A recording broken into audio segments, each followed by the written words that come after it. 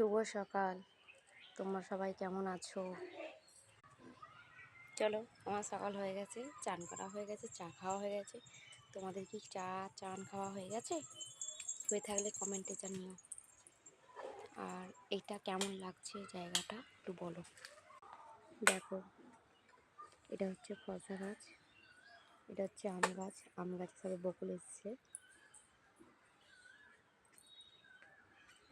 এটা হচ্ছে সবেদা গাছ, সবেদা সবে ধরেছে। এই দেখো সবেদা, দেখতে পাচ্ছ?